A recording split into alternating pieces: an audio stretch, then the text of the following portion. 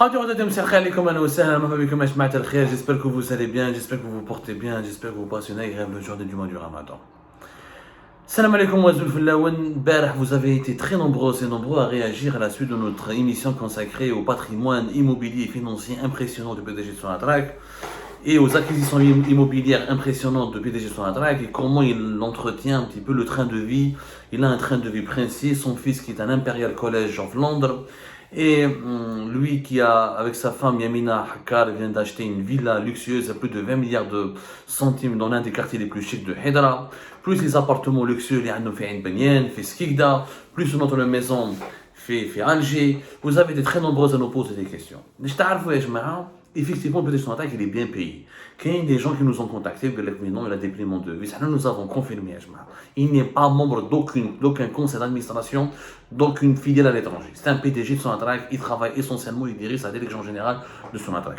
Il a des primes ordinales, son salaire peut aller de 40 millions jusqu'à 80 millions par mois, selon les primes et les résultats financiers de son attaque, mais c'est en moyenne, le salaire de base 40 millions et quelques, jusqu'à 80 millions, les primes, etc. à la fin de l'année. Ça reste quand même l'un des personnages les mieux payés de l'État, mais ça ne justifie pas comment il a pu faire pour financer les études de son fils à Londres, comment il a pu faire pour avoir une villa à plus de 20 milliards.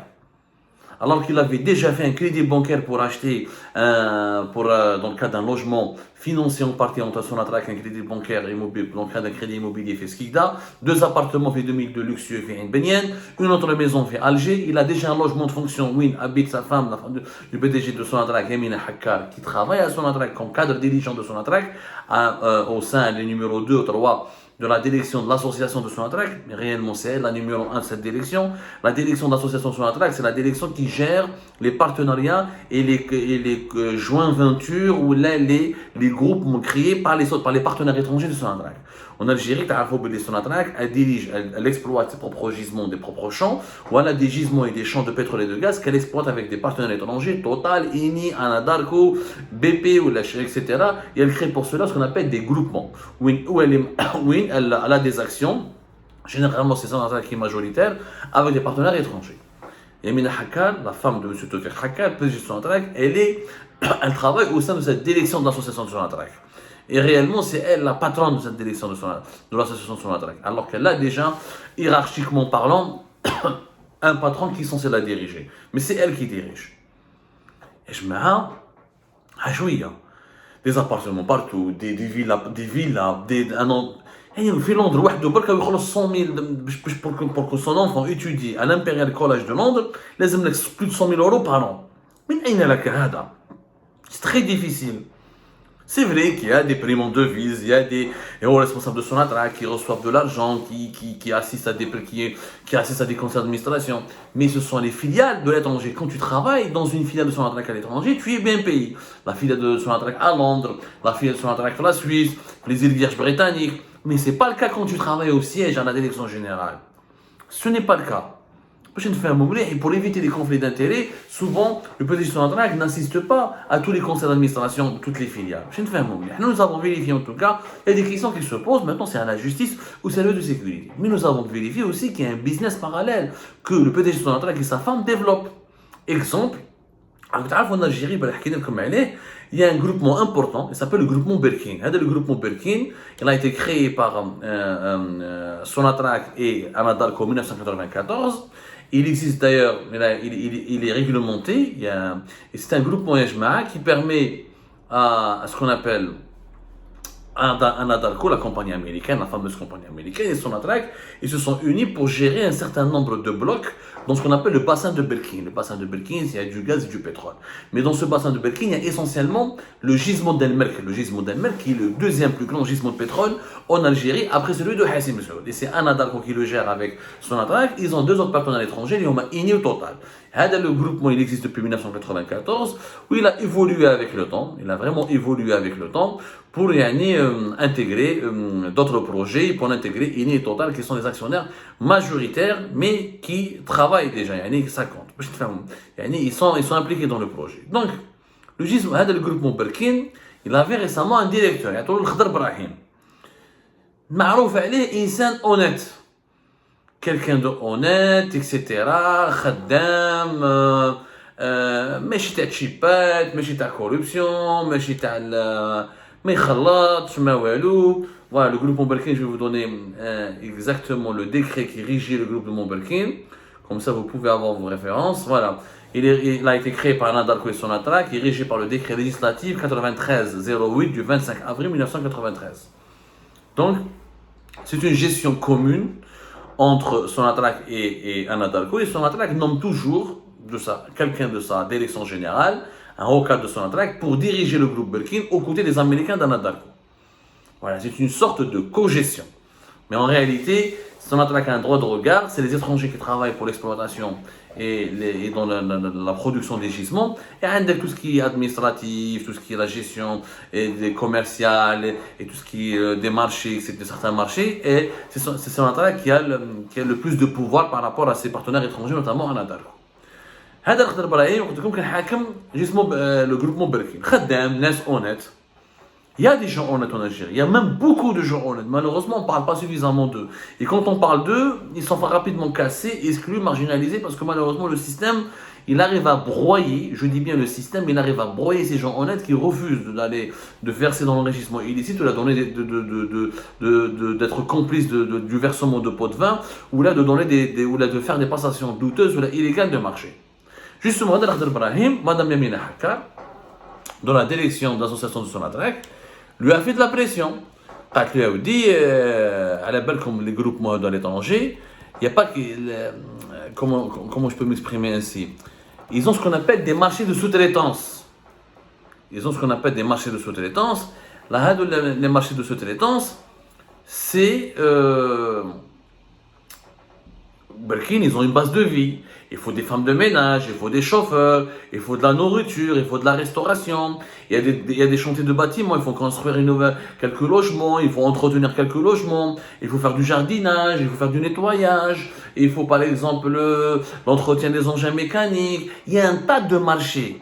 Dans Sonatrach, Sonatrach ne gère pas uniquement les marchés pétroliers et gaziers. Il y a aussi des passations de marchés publics qui concernent plusieurs types de prestations de services. Ça peut aller encore une fois de la restauration jusqu'à l'hébergement, jusqu'à l'hôtellerie, jusqu'au transport, jusqu'au nettoyage, jusqu'à l'entretien des logements, ou de certains équipements mécaniques, ou des lieux de vie, des cadres des travailleurs de Sonatrach. Tout ça, c'est des marchés. Et ce sont des milliards et des milliards de dinars qui sont dépensés chaque année. Parce qu'un site de production, ça s'entretient. Il faut nourrir les travailleurs, il faut les surveiller, il y a du gardiennage, il y a du nettoyage, il faut les loger, les nourrir, etc. Ouch dit Madame Yamina Hakkar, la femme du PDG de Sonatrach, elle fait la pression sur Khadr Ibrahim pour qu'elle lui envoie des sociétés privées, des prestataires de services, pour qu'ils leur donnent des marchés.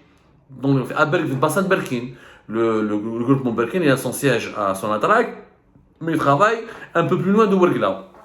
Le bassin de Berkin, c'est plus au sud-est de Ouargla, il est presque à la frontière avec la Libye.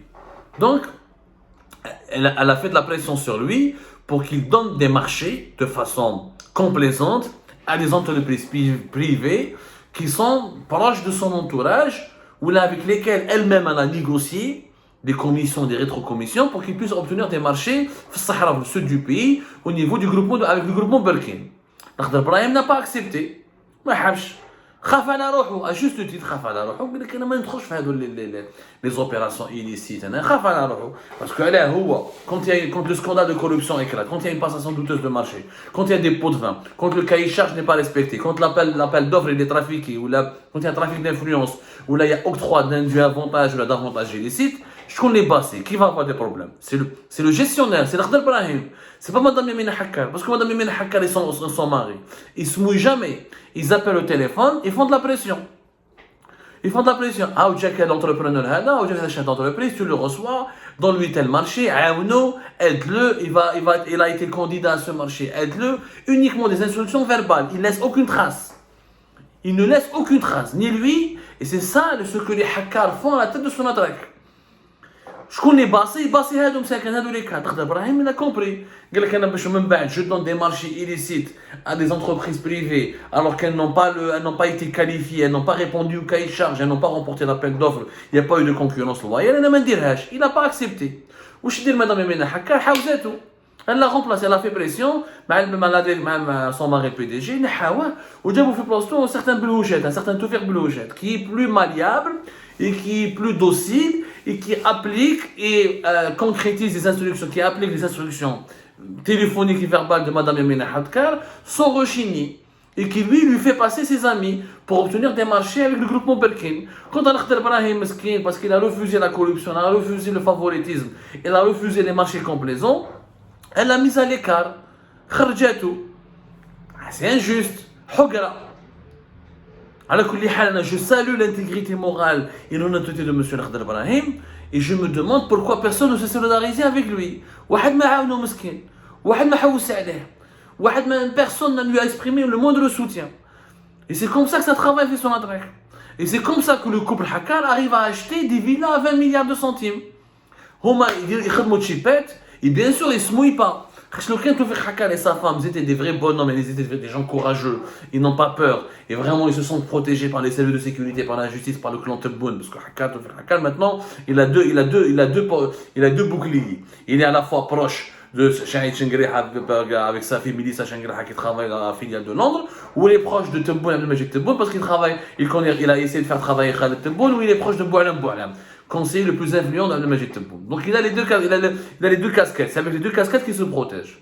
بصح لو كان جاب بحال وراجل ما يرميش ولاد الناس على راسهم دير انت ان دوكيومون ابعث انت ان دوكيومون في ان ميل في ان كولي اوفيسيال وبعث الجروب بركين في الصحراء في ورقله وقول لهم باللي نو moi je veux que telle entreprise soit avantagée. Je veux que vous donniez tel marché de nettoyage, ou là de transport, ou là de catering, ou là de livraison de repas à telle entreprise.